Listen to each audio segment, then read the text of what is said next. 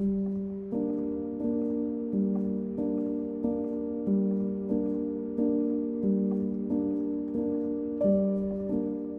everybody, and welcome back to our Dracula read-along. I am your host, Monica Van Fleet. I am an independent writer and researcher based out of Philadelphia. Today, we are discussing Chapter 12 of Dracula.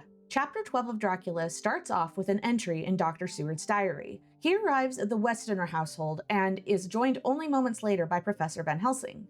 The doctors initially blame the servants when nobody comes to answer the door, but the duo quickly becomes concerned and they break into the house where they find the maids drugged, Lucy near death struggling for breath, and Mrs. Westenra deceased in her daughter's bedroom. The doctors put Lucy into a hot bath to improve her blood circulation and give her a better chance of survival. The maids inform the doctors that a gentleman has arrived with a message from Mr. Holmwood, but Dr. Seward says the man must wait while they attend urgently to Miss Lucy. Starting on page 144 in the Norton Critical Edition, we read this from Dr. Seward. I bade her simply tell him that he must wait, for we could see no one now. She went away with the message, and engrossed with our work, I clean forgot all about him. I never saw, in all my experience, the professor work in such deadly earnest. I knew, as he knew, that it was a stand-up fight with death, and in a pause I told him so. He answered me in a way that I did not understand, but with the sternest look that his face could wear. If that were all, I would stop here where we are now and let her fade away in peace, for I see no light in life in her horizon.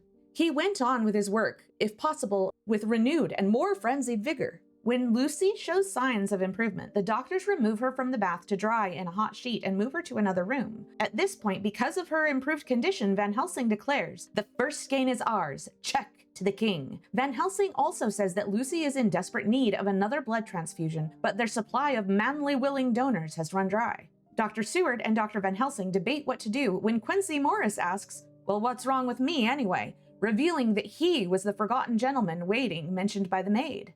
The doctors are delighted to see Quincy, and Dr. Seward cries, Quincy Morris, and rushes towards him with outstretched hands. Van Helsing is initially angry at the intrusion, but he softens quickly to the much-loved Texan and delivers what I find to be one of the most confusing lines in the entire book. On page 146 of the Norton Critical Edition, we read, Van Helsing strode forward and took his hand, looking him straight in the eyes as he said, a brave man's blood is the best thing on this earth when a woman is in trouble. You're a man, and make no mistake. Well, the devil may work against us for all he's worth, but God sends us men when we want them. The doctors give Lucy her 4th blood transfusion. But it's worth noting that Lucy seems to benefit less from each successive treatment. Van Helsing gives Lucy another injection of morphine and she falls into a deep slumber. The crew of Light is unaware of this, but I find it very interesting that the Count puts Lucy into a trance to take blood out of her, and the doctors put her in a trance to replace it. Van Helsing discovers the memorandum Lucy wrote at the end of chapter 11, which fell out of her dress during the doctor's treatment, and they puzzle over what it could mean.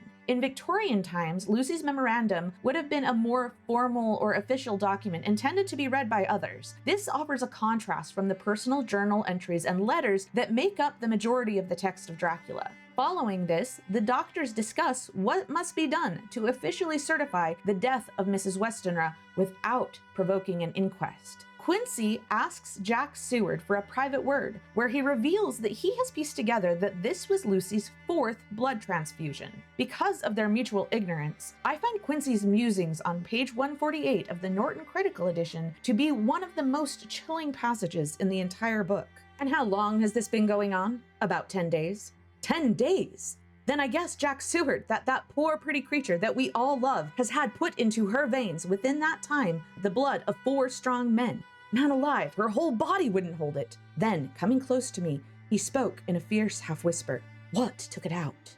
Our next journal entry is a continuation from Dr. Seward's journal, which reveals that Quincy has taken to patrolling the perimeter of Hillingham. Arthur returns on the scene, and while Lucy's condition has deteriorated, his presence seems to rally her. Next, we read a letter from Mina to Lucy, dated September 17th, which Lucy never opens. The letter reveals that Mina and Jonathan have returned to London and are staying with Jonathan's employer, Mr. Hawkins, in his grand old house. Mr. Hawkins has announced that he's decided to make Jonathan his heir, since he has no children of his own and he has known both Mina and Jonathan since they were children. Next, we get a report from the doctor filling in at Dr. Seward's asylum, who reveals that Renfield has again escaped from his room. This time, he attacked men who were working at the nearby Carfax estate. The men have been removing some great heavy boxes, and the substitute doctor says Renfield displayed great feats of strength and would have likely killed one of the workers had he not been successfully subdued. Next, we get another letter from Mina to Lucy, which goes unopened by her. Mina says that she and Jonathan have just received such a great blow because their dear benefactor, Mr. Hawkins, has died suddenly.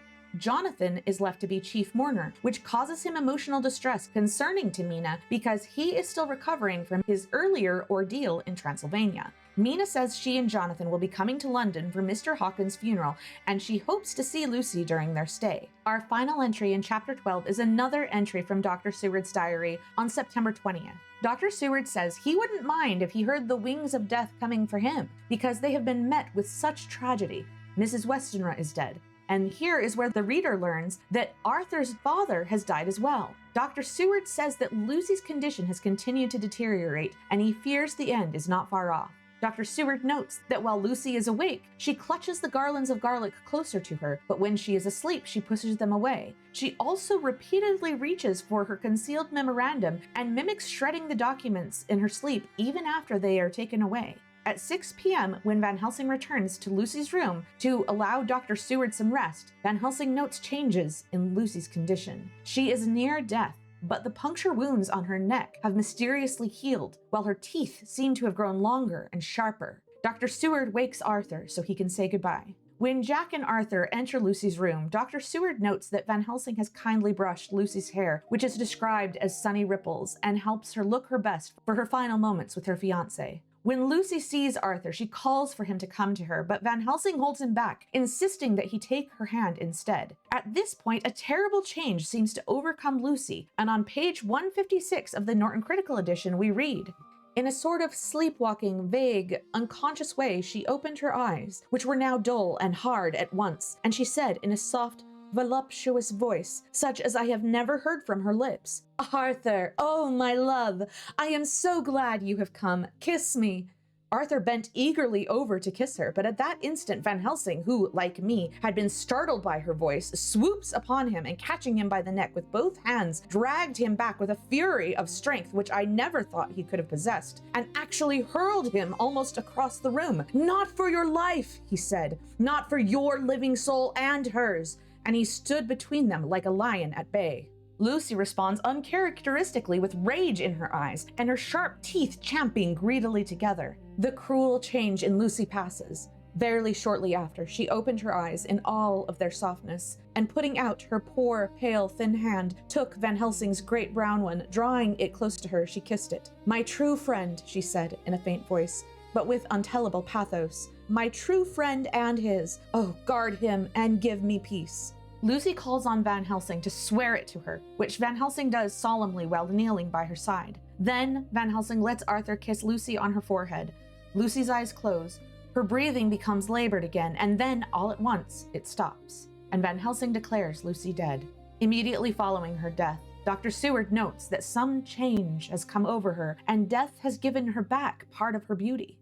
Dr. Seward stands with Van Helsing and says, 'Ah well, poor girl, there is peace for her at last. It is the end.' Then Van Helsing turns to him and says with grave solemnity, 'Not so, alas, not so. It is only the beginning.' When I asked him what he meant, he only shook his head and answered, 'We can do nothing as yet. Wait and see.'